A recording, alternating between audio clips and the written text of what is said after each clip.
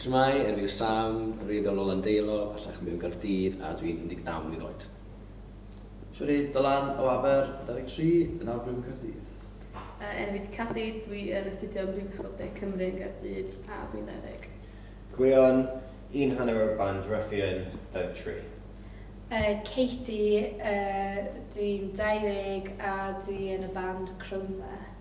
A'r pwnc ni am drafod heddi yw oes Arwyr yn Bodoli Bellach. Gan 5 munud yn dechrau 9 Cadi. Pwy yw'r arwr di? Dwi'n bersonol allan i'n dweud bod gynnau fatha un person neu rili fynd fatha, dwi'n eisiau bod ti, ie. Ond dwi'n meddwl i bobl canol sicr, mae'n ti'n Bodoli Cymru? Dwi'n meddwl bod hynny wedi da inspire a generation o'n gorau bod. So dwi'n meddwl, definitely, ond wedyn mae yna bobl sydd yn enwog am bethau dwi ddim even yn gwybod pam bod yn enwog a fi jyst fatha. So mae yna rili da wedyn mae yna rei lle dwi'n jyst fatha pam, na. Fi'n cael fel Tîm Cymru, fi'n cael bod arwyr yn lle newid fel fis i fis fel. Fi'n cael os ti fo un arwyr, ti'n gwybod fel adlai statue at os ti achos yna arwyr, ti'n lle newid drwy'r amser. Gael eich bod i gael 4 arwyr yn blwyddyn dethol. Mae'n cael ei hefyd yn dibynnu beth chi'n dehongli'r gair arwr, really. Mae gen i arwyr, ond am resymau wahanol, so mae gen i un arnyn, fel Malala Yousafzai, ti anni? Mae hi'n prop arwyr, mae hi'n amazing. A wedyn, o'r llaw arall, dwi'n really hoffi Kim Kardashian, oherwydd, mae hi wedi gwneud lot yn y media, fel, mae'n credu pedestal hi'n anferth, a mae hi wedi dysgu lot o merched sut i contour am rhywbeth dda, so yn credu mae'n rhywbeth bwysig. Ti'n meddwl bod hwnna'n pwynt really da, bod hi wedi dysgu merched, sut i wedi mynd ymlaen?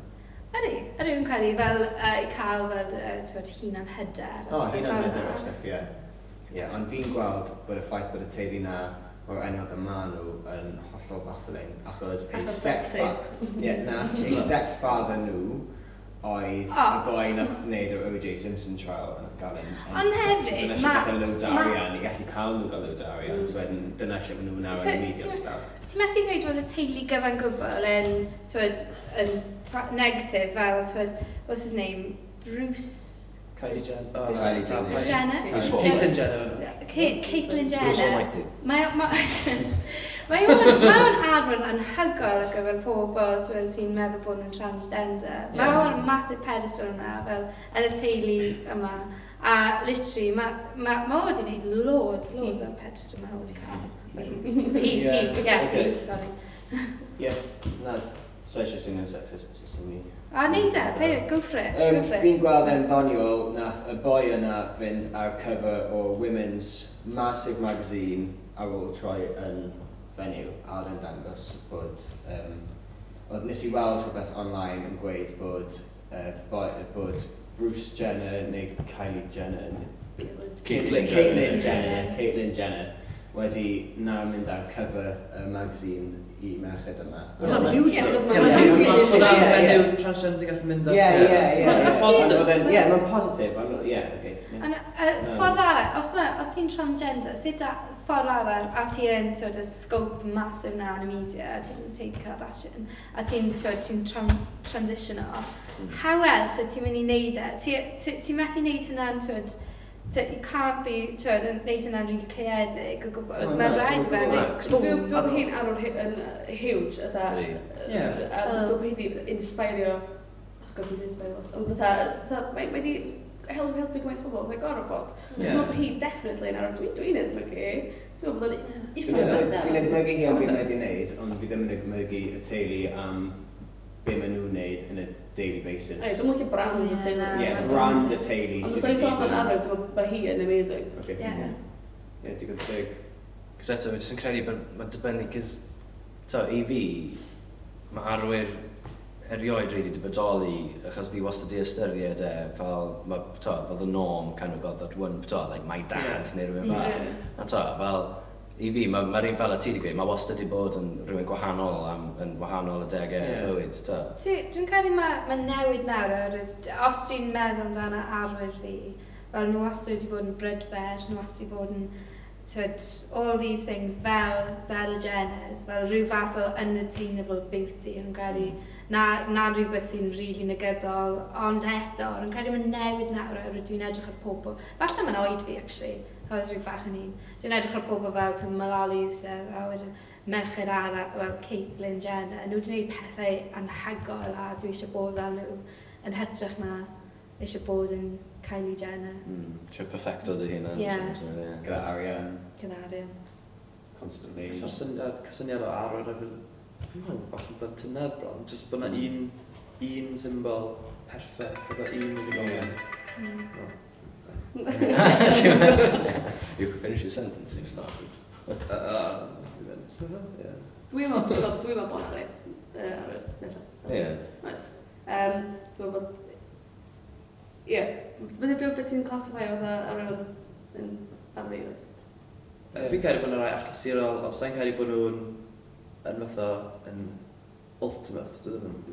Ie, yn sa'n gwybod. Ie, wel, i'n meddwl gyda pwynt ti, fel rhywbeth fel...